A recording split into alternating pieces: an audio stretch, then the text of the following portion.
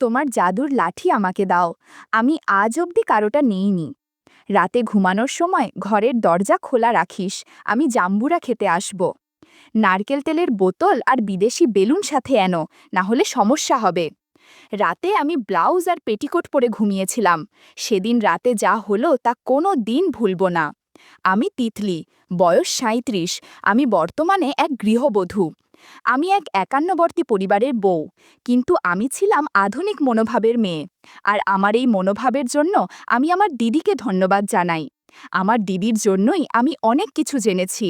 সেই সময় আমি ক্লাস 9-এ পড়ি এবং আমার দিদি উচ্চ মাধ্যমিক পাশ করে কলেজে ভর্তি হয়েছে।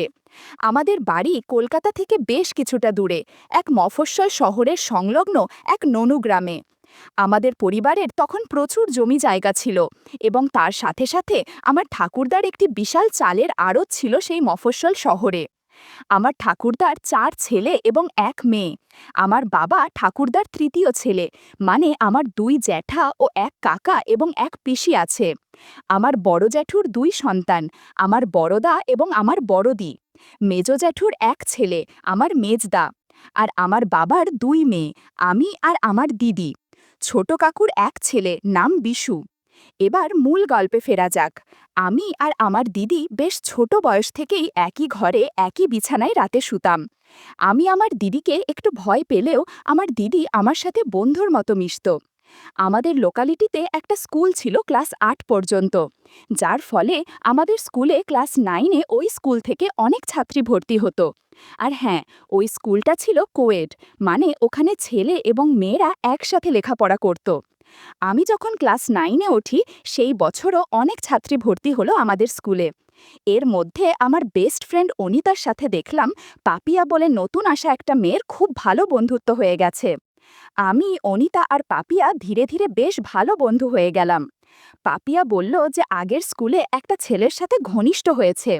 আমি আর অনিতা প্রথম পাপিয়ার কাছেই গল্পের বই দেখি, যেটাতে ভিন্ন রকমের মন মাতানো গল্প থাকত।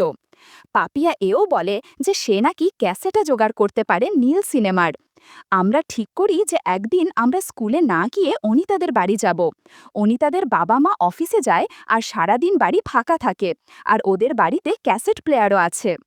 আমরা বাড়িতে বললাম স্কুল প্রজেক্টের জন্য আমরা অনিতাদের বাড়িতে যাব। আমাদের বাড়ির লোক বিনা সন্দেহে আমাদের পারমিশন দিয়ে দিলেন। আমরাও নির্দিষ্ট দিনে অনিতাদের বাড়িতে হাজির হলাম। পাপিয়া 3টে ক্যাসেট এনেছিল। পাপিয়া বলল একটা রোম্যান্টিক টাইপ ফিল্ম চালাবে। আমরা এইসব বিষয়ে তেমন কিছুই জানতাম না। আমরা বললাম তুই যেটা ভালো বুঝিস সেটা চালা। ও প্রথম ক্যাসেট চালালো। পর্দায় ভেসে উঠল একটা ছেলে আর একটা মেয়ের সিনেমা। সিনেমার অদ্ভুত দৃশ্য দেখে আমার মধ্যে কেমন যেন অনুভূতি হচ্ছিল। আমার বেশ ভালো লাগছিল। একটু পর পাপিয়া আমার অবস্থা বুঝতে পেরে কেমন যেন আচরণ করতে শুরু করলো।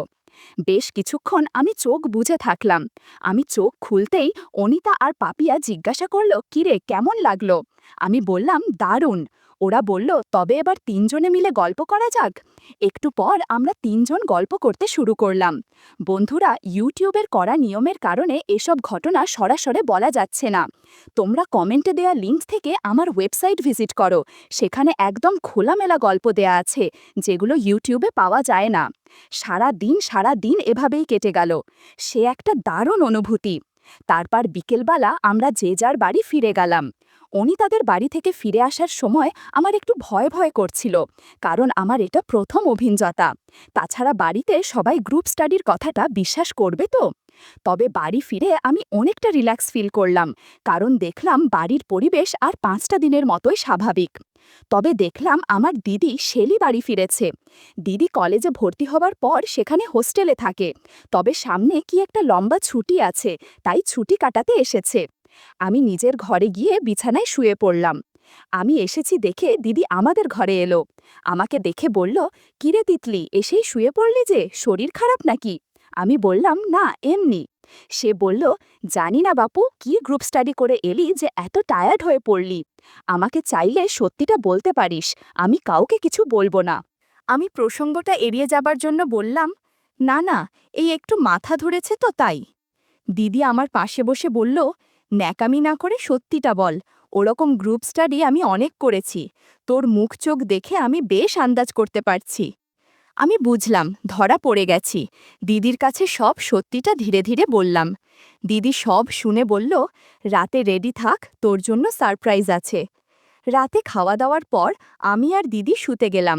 দিদি ঘরে এসে দরজাটা লক করে দিল আর আমার কাছে এসে বলল, আজ আমার বোনটা বড় হয়ে গেছে।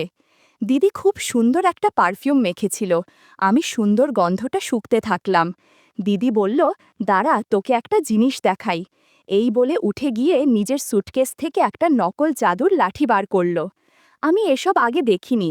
অবাক হয়ে তাকিয়ে আছি দেখে দিদি বলল, এটা দিয়ে আমরা হোস্টেলে মেয়েরা মনের ইচ্ছা পূরণ করি। বন্ধুরা, তোমরা বুঝেছ তো কিসের কথা বলছি? এরপর দিদি জাদুর লাঠি দিয়ে জাদু দেখাতে লাগলো। মিনিট 20 পর দিদি বলল, আজকের মতো এটুকুই থাক, না হলে সমস্যা হবে। আমরা হোস্টেলে ঘণ্টাখানেক ব্যবহার করি। একটু পর আমি দিদিকে জিজ্ঞাসা করলাম, আগে কি কখনো আসল জাদুর লাঠি দেখেছ? দিদি বলল, কয়েকবার দেখেছি। তবে শোন, তুই তো জানিস অমরদা মানে আমাদের পিসির ছেলে আমার চেয়ে 2 বছরের বড় হলেও আমরা বন্ধুর মতো মেলামেশা করি। ঘটনাটা 2-3 বছর আগে ঝাপানের সময়ের। সেই বছর আমি আর মা গেছিলাম পিসির বাড়ি ঝাপান দেখতে। আমরা সবাই প্রায় 7-8 জন পিসির বাড়ি থেকে গেছিলাম ননুগ্রামের ঝাপানতলায়। আর ওখানে একটা বিরাট মেলা বসে। ননুগ্রামের সেই মেলায় সেবারে নাগরদোলা এসেছিল। আমরা সবাই নাগরদোলা চাপলাম। সেই দলে মা আর পিসিমাও ছিল। কিন্তু আমার মাথা ঘুরে গিয়ে বমি হয়ে যায় ওই সময়। আমি একটু সুস্থ হলে পিসিমা অমরদাকে দিয়ে আমাকে বাড়ি পাঠিয়ে দেয় এবং বাকিরা ওখানে মেলা ঘুরে দেখতে থাকে। আমি অমরদার সাথে বাড়ি ফিরছিলাম। শরীর দুর্বল ছিল তাই আমি রাস্তায় হোঁচট খাই। প্রায় পড়েই যাচ্ছিলাম। অমরদা আমাকে ধরে ফেলে। এ সময় অমরদা একটা জাম্বুরা ধরে ফেলে। কি যে একটা অবস্থা বলে বোঝাতে পারবো না। আমি ওকে কিছু বললাম না। আমরা বাড়ি পৌঁছলে আমাকে অমরদা নিজের ঘরে গিয়ে বিশ্রাম করতে বলে। বাড়িতে আর কেউ ছিল না। আমিও চোখ বুজে শুয়ে পড়ি। খুব ক্লান্ত লাগছিল, তাই শুতেই আমার একটা ঘুম ঘুম ভাব এলো। আমি বেশ ঘুমিয়ে পড়েছিলাম। হঠাৎ আমার মনে হলো কেউ একজন আমার খুব কাছে আছে। চোখ খুলে দেখি অমরদা আমার পাশে বিছানায় বসে আছে। আমি সেদিন শাড়ি পরেছিলাম, ব্লাউজ একটু অগোছালো হয়েছিল, সেদিকে আমার খেয়াল ছিল না। অমরদা বলল, মেলায় নাগরদোলায় ওঠার পর থেকে তোকে অনেক ক্লান্ত লাগছে, ভাবলাম তোর একটু সেবা করি। আমি ছোটবেলা থেকেই অমরদাকে আমার ভালো লাগতো। আমি বললাম, ঠিক আছে, সেবা কর। আমার সম্মতি পেয়ে অমরদা ঘণ্টাখানেক আমায় সেবা যত্ন করল। মাঝে মাঝে ফল খেলো। কিছুক্ষণ পর বাড়ির সকলের ফেরার সময় হয়ে গেছিল। অমরদা আমাকে নিয়ে তার ঘরের সাথে লাগোয়া বাথরুমে নিয়ে গেল আর বলল, ফ্রেশ হয়ে নে, আমি ততক্ষণে ঘর গুছিয়ে নিচ্ছি। সেইবার পিসির বাড়িতে 3 দিনে আমরা প্রায় 7-8 বার অনেক মজা করেছিলাম। এর পরেও আমি পিসির বাড়ি গেলে বা অমরদা আমাদের বাড়ি এলে আমরা সকলের নজর এড়িয়ে গল্প করতাম। এটা ছিল আমার জীবনের প্রথম জাদুর লাঠি নেয়ার অভিজ্ঞতা। দিদির কথা শুনে আমারও কেমন যেন লোভ হচ্ছিল, কিন্তু কিভাবে কি করব বুঝতে পারছি না। এবার দিদি 2 দিন ছিল আমাদের বাড়িতে, আর সেই 2 দিন দিদি আমাকে অনেক কিছু শিখিয়েছিল। কলেজের ছুটি শেষ হতেই দিদিকে ফিরে যেতে হলো। যাবার সময় আমাকে দিদি তার নকল জাদুর লাঠি দিয়ে গেল, যাতে আমি একা কিছু করতে পারি। কিন্তু আমি জানতাম না ভাগ্যদেবতা আমার জন্য অন্য কিছু ঠিক করে রেখেছেন।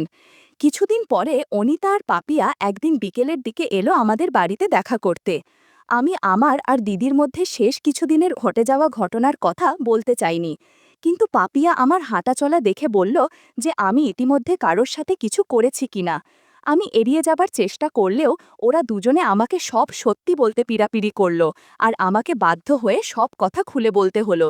এমনকি নকল জাদুর লাঠিও দেখালাম ওদের। দেখেই পাপিয়া আগে ওটা নিয়ে একাই ব্যবহার করতে শুরু করল, আর মাঝে মধ্যে আমাদেরও ব্যবহার করতে দিল। আমাদের বাড়িতে সব পুরুষরা নিজেদের কাজে সকাল থেকে বেরিয়ে পড়ে, আর বাড়ির মহিলা আর বাচ্চারা দুপুরে একটু ঘুমিয়ে নেয়। সেদিন আমি, পাপিয়া আর অনিতা নিশ্চিত ছিলাম যে আমরা ধরা পড়ব না। কিন্তু আমি জানতাম না আমার মেজদাদা সেদিন তাড়াতাড়ি বাড়ি ফিরে এসেছিল, আর আমাদের ঘরে আওয়াজ হচ্ছে দেখে জানালার ফুটো দিয়ে উকি দিয়ে দেখছিল। এমনকি আমাদের কর্মকাণ্ড দেখে ফেলেছে। অনিতা আর পাপিয়া বাড়ি চলে গেলে মেজদাদা আমার ঘরে এসে আমাকে ভয়ও দেখালো যে ও সবাইকে বলে দেবে এসব কথা। আমি ওকে অনুরোধ করলাম যেন কাউকে কিছু না বলতে। তখনও বলল, তাহলে আমাকে জাম্বুরা খেতে দিতে হবে। আমি বুঝে গেলাম মেজদা কি বলতে চাচ্ছে। তবুও একটু আশ্চর্য হয়ে ইস্তত বোধ করলাম। মেজদা বলল, তোর দিদি অমরদার সঙ্গে কি কি করেছে তা তোর বান্ধবীদের বলেছিস তা আমি শুনেছি। তোদের দুই বোনের সব কীর্তি আমি জেনে ফেলেছি, বেশি নাটক করলে সবাইকে বলে দেব। আমি দেখলাম মেজদা শুধু দেখেই ফেলেনি, শুনেও ফেলেছে সব কথা। আমি কোনো উপায় না পেয়ে মেজদাকে জাম্বুরা খেতে দিলাম। এদিকে প্রায় বিকাল হয়ে এসেছিল, আর বাইরে উঠোনে মা কাকিমারা উঠে পড়েছিল ঘুম থেকে। বাইরে গলার আওয়াজ পেয়ে আমি মেজদাকে বললাম, এখন কিছু না করাই ভালো, বাড়ির কেউ দেখে ফেলতে পারে। মেজদা রাজি হচ্ছিল না, তবুও ধরা পড়ে যাবার ভয়ে আমি বললাম, রাতে আমার ঘরে চলে এসো।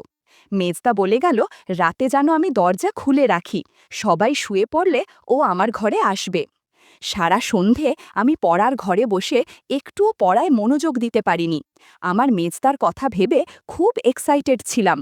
দিদি কলেজে ভর্তি হবার পর থেকে আমাদের ঘরের টেবিলটা ফাঁকা হয়েছিল, আর আমার ভাই আমার থেকে মাত্র 1 বছরের ছোট, তাই ও আমার সাথে পড়তে বসত। পড়তে পড়তে আমার অস্থির ভাব লক্ষ্য করে আমার কাছে কারণ জানতে চাইল। আমি কিছু না বলে এড়িয়ে গেলেও বেশ বুঝতে পারলাম কিছু একটাও সন্দেহ করেছে, কিন্তু আমার চোখের সামনে তখন শুধু মেজদার কথা ছাড়া আর কিছুই আমি ভাবতে পারছিলাম না। রাতের খাওয়া দাওয়া সেরে আমি আমার রুমে এসে বসলাম, আর খাবার ঘরে আমার আর মেজদার চোখে চোখে কথা হয়ে গেল। রাতের খাবার শেষে আমি আমার ঘরে অপেক্ষা করছিলাম। রাতে আমি ব্লাউজ আর পেটিকোট পরতাম, আসলে তখনও গ্রামের দিকে মেয়েদের নাইটি পরার চল এতটা ছিল না। এই অবস্থায় মেজদাকে একটা সারপ্রাইজ দেওয়া যাবে। আমি দরজাটা শুধু ভেজিয়ে দিয়ে আলোটা অফ করে নাইট ল্যাম্পটা জ্বেলে দিলাম। দরজাটা লক করলাম না। আমি শুয়ে শুয়ে মেজদার অপেক্ষা করতে করতে বুঝতে পারলাম আমার অদ্ভুত লাগছে। একটু পর আমার ঘরের দরজাটা দেখি খুলে গেল। আমি বিছানায় পড়ে রইলাম, যেন ঘুমিয়ে পড়েছি। চোখের পাতা একটু ফাঁকা করে দেখে নিলাম, মুখ দেখতে পেলাম না, তবে নাইট ল্যাম্পের আলোতে বেশ বুঝতে পারলাম মেজদা ছাড়া আর কেউ নয়। মেজদা একটা কালো চাদর জড়িয়ে এসেছে, যাতে অন্ধকারে সহজে কেউ তাকে দেখতে না পায়। আমার ঘরে ঢুকে চাদরটা একপাশে রাখল। দেখলাম মেজদা একটা লুঙ্গি পরে আছে। মেজদা নাইট ল্যাম্পের আলোয় আমায় এক দৃষ্টে দেখতে লাগল। আমি তার চোখে আকর্ষণ দেখতে পেলাম। সে এসে আমার বিছানায় পাশে বসল। কিসের দিকে যেন তাকিয়ে আছে ঠিক বুঝতে পারলাম না। আমি যেন ঘুমিয়ে পড়েছি সেইভাবে শুয়ে রইলাম। মেজদা বলল, আমি জানি তুই জেগে আছিস। কথাটা শুনে আমি উঠে পড়লাম। দাদা বলল, আমি নারকেল তেল আর বিদেশি বেলুনে এনেছি। তোর সাথে প্রথমবার গল্প করব, তাই ভাবলাম এগুলো নিয়ে আসি। এগুলো ছাড়া অনেক ভালো লাগবে না। একটু পর আমরা গল্প করতে শুরু করলাম। বাড়ি ভর্তি লোকের মাঝে আমি চেঁচামেচি করছিলাম। মেজদা বলল, এত জোরে শব্দ করিস না, সবাই বুঝে যাবে। এই রাতে 40 মিনিটের মতো গল্প করেছিলাম। শেষ মুহূর্তে হঠাৎ দরজার কাছে খুট করে একটা শব্দ হতেই ঘুরে দেখি মেজদা দরজা লক করেনি, আর সেই দরজার সামনে দাঁড়িয়ে আমাদের ছোট ভাই বিশু দাঁড়িয়ে আমাদের দেখছে, আর নিজে নিজে কি যেন করছে। আমি একটু হকচকিয়ে গেলাম। এমন মুহূর্তে ও আশায় রাগ হলো প্রচণ্ড। আরেকটু পরে আসলেই বা কি ক্ষতি হতো। রাগের মাথায় ভাবলাম, ও যদি আবার কাউকে কিছু বলে দেয় তাহলে তো সমস্যা হবে। মেজদাকে বললাম, বিশুকেও আমাদের গল্পের আসরে সামিল করি, তাহলে ও কিছু বলতে পারবে না। আমি আস্তে আস্তে বিশুর সামনে গিয়ে বসলাম। অন্ধকারে কিছুই বুঝতে পারল না যে আমি ওর সামনে বসে আছি। আমার ছোঁয়া পেতেই ও ভয় পেয়ে পালাতে গেল, আর আমি ওকে বাধা দিলাম। বললাম, তোর লজ্জা করে না? এত রাতে আমার ঘরে ঢুকে কি করছিলি?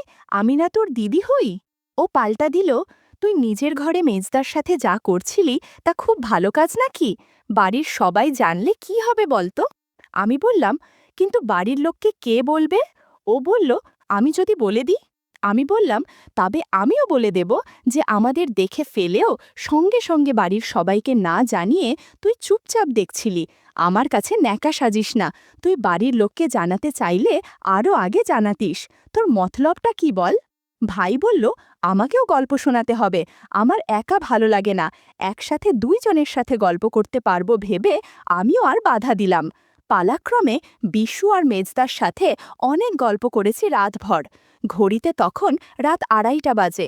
ঘর অগোছালো হয়ে আছে, জামা কাপড় এদিক সেদিক ফ্লোরে পড়ে আছে। ওরা গুড নাইট বলে নিজের রুমে চলে গেল। এদিকে আমিও একটা ম্যাক্সি পরে ফ্রেশ হয়ে নিলাম।